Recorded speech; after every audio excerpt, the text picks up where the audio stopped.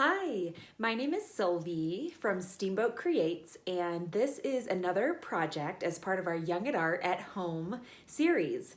Today we are going to be making a spring wreath, and it's a two-part project because you'll want to start by going to our tie-dyed coffee filters project and watching that video to make a bunch of tie-dyed coffee filters.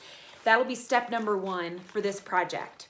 You can find that coffee filter tie-dye project on our YouTube channel, on the Steamboat Creates YouTube channel. You can also find it at steamboatcreates.org/classes.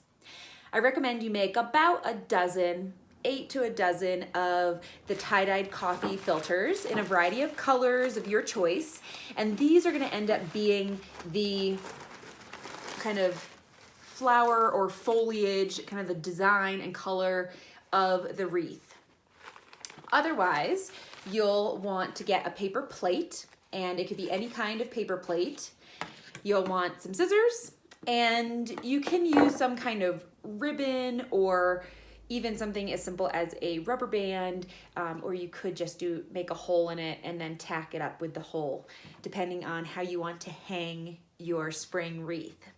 And this will be in time for Easter, so that's one way that you can use it to celebrate. Could be even a wreath on the table, or I plan to hang mine on the door to signify that spring is really here. So what you'll want to do after you've made your stack of tie-dyed coffee filters and they've dried is grab your paper plate, and you're going to start by cutting a hole in the paper plate. Easiest way to do this is to fold it in half like that, and then cut a hole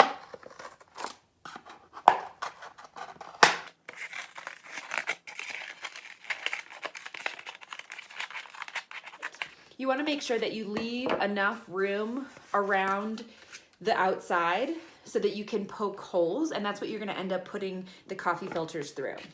But I'm going to even mine out a little bit.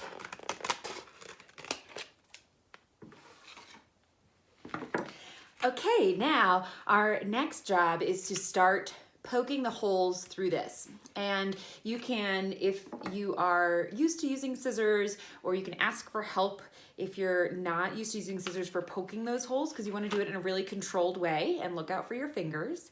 You can also get a pen or a pencil if you've got a lighter paper plate to poke the holes through it.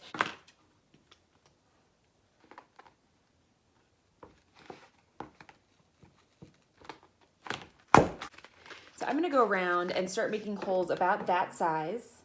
And you can even stick a finger through to make sure that it's big enough. You don't want it bigger than a finger width, because you want the filters to stay in place.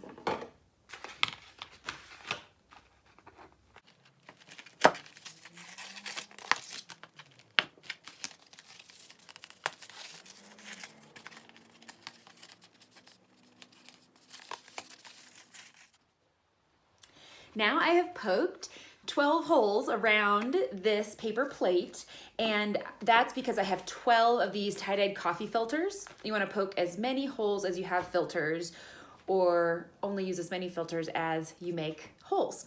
I also poked one more, and that will be for hanging it. So right along the edge there, I poked a smaller hole, and that's where I'm gonna use a little bit of ribbon at the end to be able to feed through it and be able to then hang it up if you want yours to be hanging. But before I get into that, we are gonna take these coffee filters, and I'm gonna grab the middle of it, kind of the center of it like this, so that it then crinkles.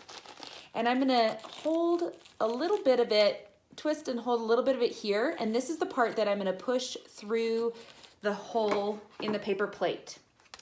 You want to push it through so that it stays, and this is then the front.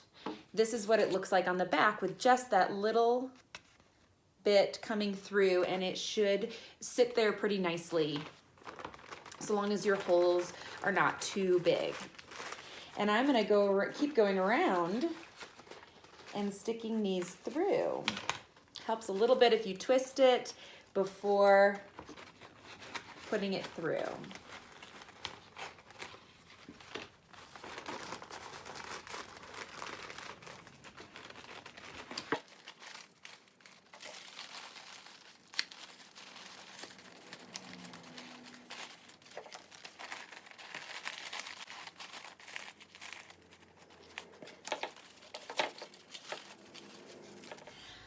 Now I have stuck the coffee filters through each of those holes, and this is what it looks like on the back.